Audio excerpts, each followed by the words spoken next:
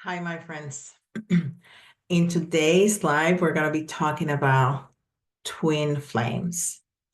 And let me tell you something. For all the time that I've been doing this work, twin flames is probably one of the most asked questions of me as a psychic medium. So let's go into it. And what I tried in this is to gather all the questions that people most frequently ask me about twin flames. All right, are you ready? All right. So a twin flame is a one-of-a-kind partner that you might encounter along your journey. A twin flame is someone who shares the identical soul core frequency as you. This core frequency comes from the oversoul, which is the expression of a person's energy field that is directly above the higher self. In fact, much of the guidance we receive in this lifetime comes from the level of the oversoul. Yari, please speak in English. What does that mean? So the oversoul divides itself into multiple pairs of souls, which form a soul cluster, or one would call a soul family, right?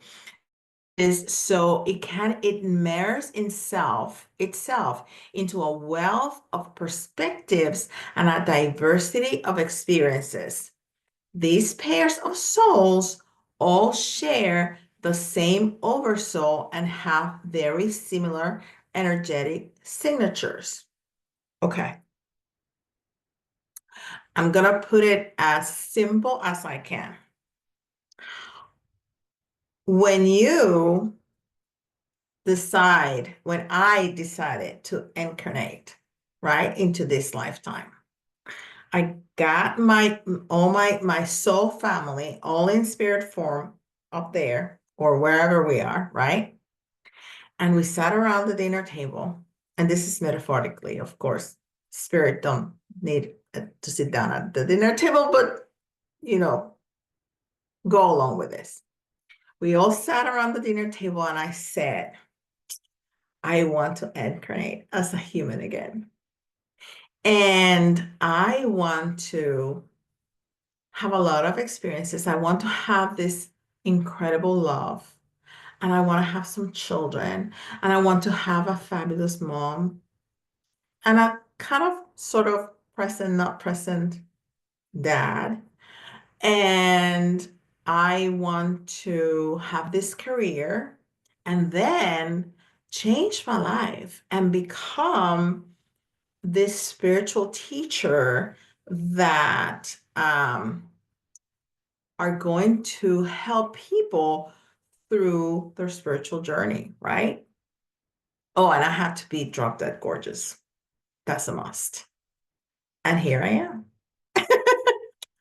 So the rest of my soul family once said, I'm going to be your mom, and I'm going to be your dad, and I'm going to be this, and I'm going to be that, right? So that's the soul family. Because we travel in cliques, right? This is our clique, and we travel throughout incarnations together. Not all of them at the same time. Some of them decide to stay back and be spiritual guides and what have you. But a lot of them, we travel together, right? And we play different roles in our lifetimes. That's why when you go to a past life regression, you are like, oh, that's my dad. Oh, that's my this, that's my that, right? All right.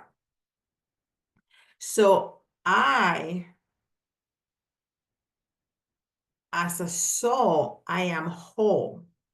But when my soul was created, there was another soul that energetically was exactly the same as mine. Okay. It's just that mine had more divine feminine energy. We all have both. We all have feminine and masculine, but we have more predominantly one than the other. Okay. I am very feminine.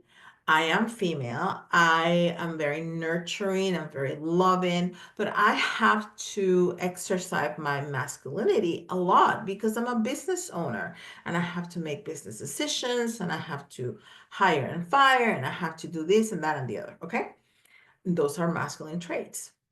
Now, most of the time, most of the time, the energetic pool that we have, the feminine or masculine, matches our gender. Sometimes, not all of the time. If you see gay couples, for example, even though they're the same gender, one of them is more masculine and the other one is more feminine. And you see that in lesbian couples and gay couples, in gay couples, right? All right. So we have these two souls that mirror each other, but one is going to be more masculine and the other one is going to be more feminine. But each one of us is a whole soul. It's not a half a soul, it's a whole soul. I have my own higher self. My twin has his own higher self because that's ourselves in spirit form, right? We have three bodies: the physical body, the programming body, which is the mind, and then the spiritual body. And that's the higher self, is me in spirit form. What you see, who you interact with, is the physical body, right? It's me physically. But there's a part of me that's still in spirit form, and that's my higher self. Now, everyone in my clique, everyone in my soul family has their own higher self. Now, as a group, the group have a higher self, and that is the oversoul. Okay? I hope that's clear. If it's not, let me know in the comments. I'll try to explain it again. All right. So, and why does the oversoul split in two? Because if you have two people that have different experiences, one more masculine and one more feminine, and have different lives and experiences and travels and this and that and the other, it's going to have more experience. So that one soul is going to have twice as many experiences as just one soul with one body. Okay? All right. Now, the other question that is asked a lot is, what is the difference between a twin flame and a soulmate? All right. And then I'm going to throw in the karmic in there too. Okay. The major difference between twin flame, soulmate, and karmic relationship is the romantic attraction. Okay. Soulmates and karmic partners can either be romantic or platonic. So you can have a soulmate as a mom or a karmic as a mom, or a soulmate as a husband or a karmic as a husband, or a soulmate as a sister or a karmic as a sister. Okay? Soulmates typically reflect a person's harmony. Okay? Anyone you feel a deep bond with. Okay? Where you both are just on the same wavelength, you know, that's a soulmate. All right. Some soulmates play bigger roles in a person's life than others, but each one is meant to assist in our evolution and share a special form of love with the person. Okay, they can be family, friends, or romantic partners, but they can also be complete strangers. You know, one person in spirit form around the dinner table say, well, you know, I'm going to find you one day at age 32 in the supermarket and I'm going to say this thing that is going to be really important. Oops, hold on, guys. Something happened to my camera. Okay, technical difficulties. I'm back. Where was I? Soulmates. So some soulmates play bigger roles in other lives than others. For example, one of those soulmates, my soul group, when we were in spirit form making this plan, said, I'm going to meet you at age, what did I say? 32, I think I said, at the supermarket. And I'm going to say something that you're going to feel in your core, but you're not going to see me again. We're going to be strangers. That's a soulmate. Okay. Um, so these are bonds in our life that give us emotional fulfillment and a sense of belonging. Okay. Many relationships still is gonna include conflict and challenges, right? But these are not ill in nature. And that's the biggest difference between a soulmate and a karmic relationship. So soulmates are going to face challenges, but they are never gonna purposely try to hurt you. Okay? A karmic relationship, because I hear a lot, especially on YouTube, when people are talking about twin flames, they talk about person, the significant other of your person that's not you, as the karmic. And that's a way of saying it, but that's not necessarily true. Okay. It's not the twin, but it's not necessarily the karmic. It's not necessarily a karmic relationship. All right. A karmic relationship will lead a person further away from their life purpose. All right. In fact, they're repelled by the person's expansion and therefore seek to unconsciously hinders one's spiritual growth. All right. That's the biggest difference between a karmic relationship and the other two. Okay. That they will hurt you purposely and will keep you away from your life purpose and your spiritual growth. Okay. Whereas the twin flame will catalyze a person experience an expansion towards their soul purpose and spiritual growth and will always be romantic. The relationship with a twin is always going to be romantic, which doesn't mean that it's going to end up in union, but the relationship is always romantic, not with a karmic. You can have a parent as a karmic,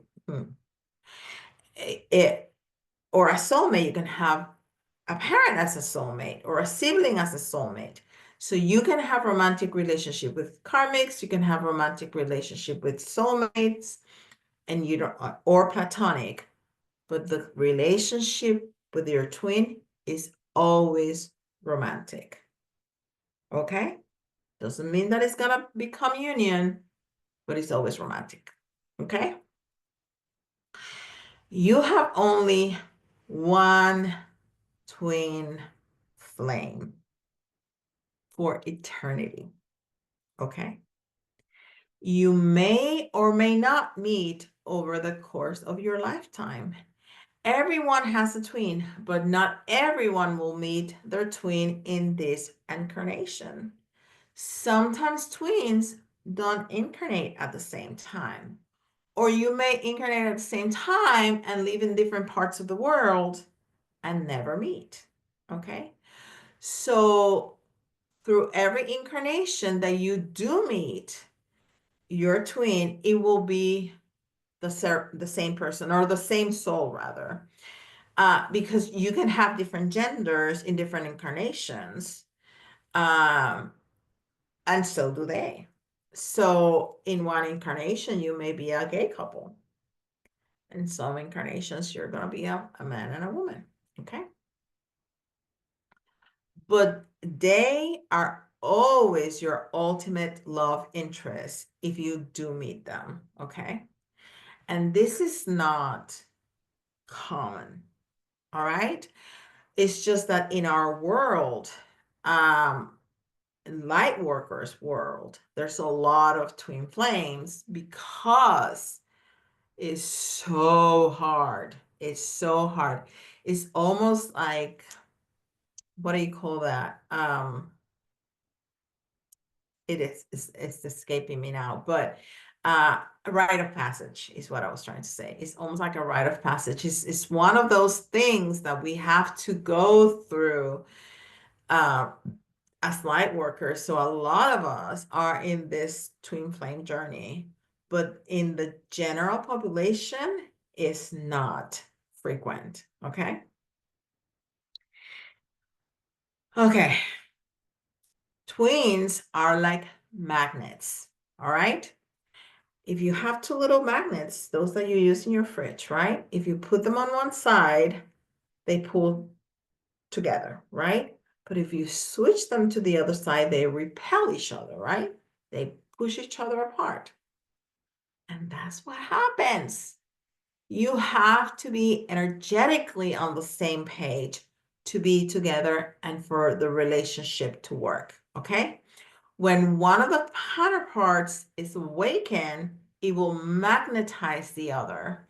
You don't have to do anything. Actually, it's not advisable to try to do anything because timing is everything. Okay, timing is everything. That's why, twin or not, anything in life, when something is not working out, just let it go. Just let it go. Just let it go. Let it go. Let it go. Let it go. Okay. When you push an issue so it will go your way, you may be successful by the time for the time being, but something is gonna go awry. I promise you, something is gonna, right? Because the timing was not right. Okay. So the same principle applies to your counterpart. Let it flow. Do not push it because you will only push the timeline even further. Let it go. Go with the flow. Go with the flow. So if someone out there on the internet tells you that you can pay them and they will find your twin flame, don't do it. Nobody can do that.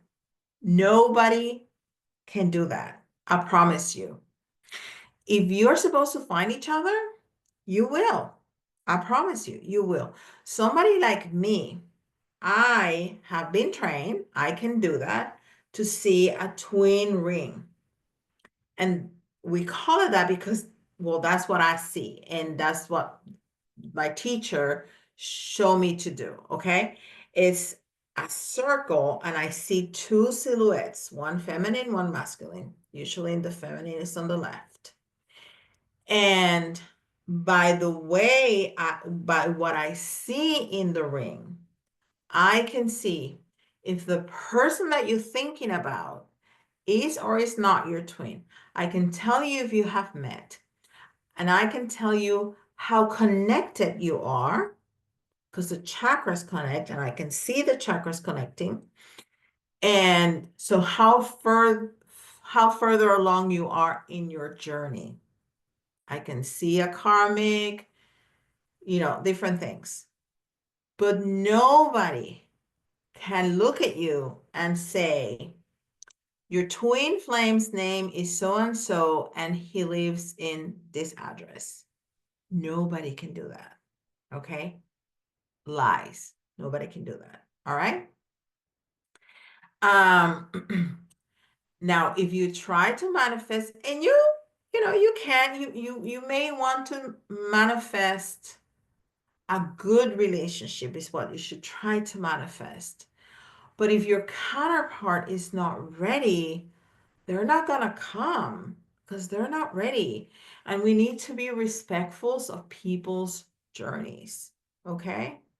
And I know that's not what we want to hear, I understand that. I understand that we want them and we want them right now. It don't work like that, okay? And it's better just to let it go, okay? Now, false twins. That's another thing that people ask me all the time. The false twin is not a thing. That doesn't exist in the ring, okay? This is a label that has been created to explain when we have mistaken someone for a twin and they are not. So it's a user error, okay? So a false twin is not really a thing, okay? We never see that in the twin ring, okay? Now, how do we navigate this journey? That's like the ultimate question. How? This is so hard. This is so frustrating. This is so painful. How do we navigate this? So, in very, very, very general strokes, okay? You meet, fall in love, like, you're like, oh, damn, this is good.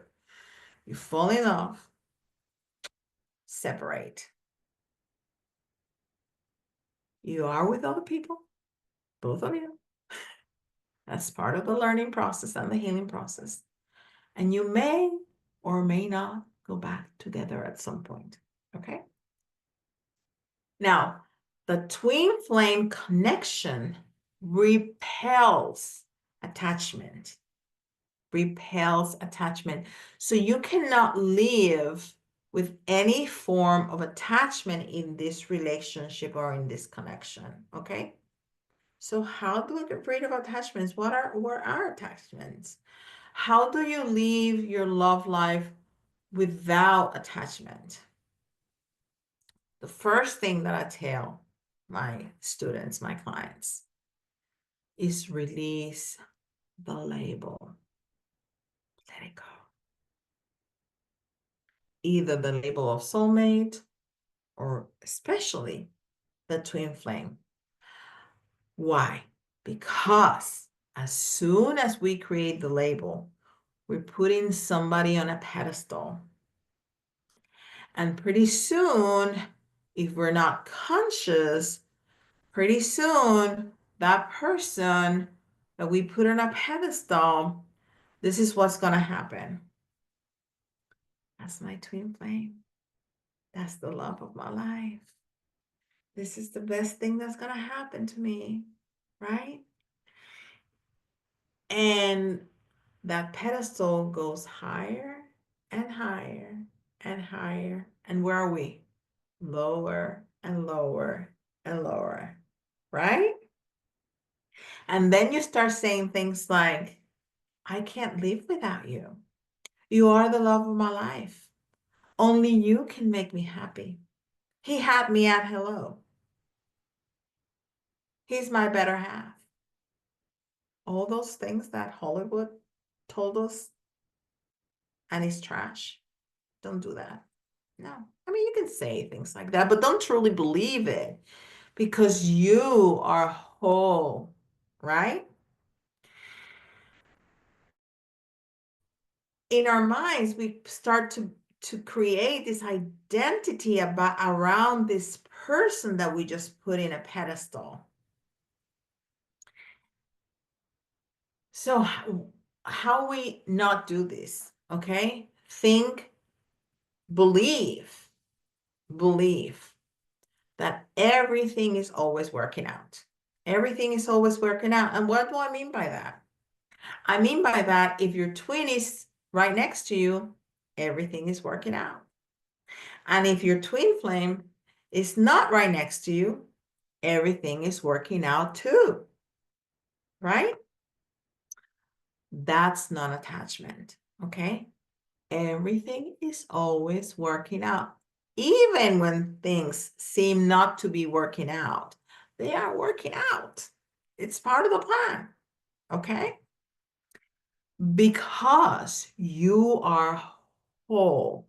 That's why when I started to explain, I said two souls that mirror each other, but they're not half and half.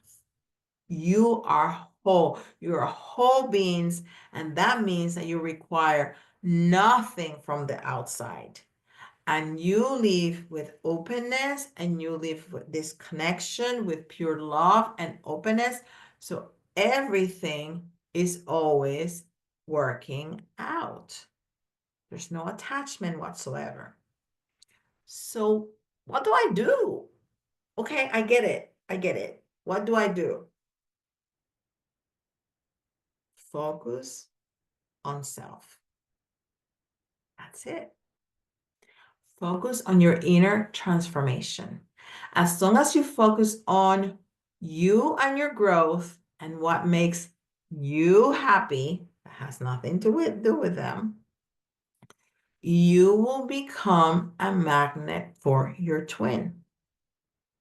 So grow, live, laugh, be happy, follow your dreams, become the best version of yourself, and you will become a magnet for your twin. But you have to fall in love with yourself first before someone else can fully love you. That's it. So love yourself fully, love every aspect of you. And if there are things that you find not very lovable, change, grow, heal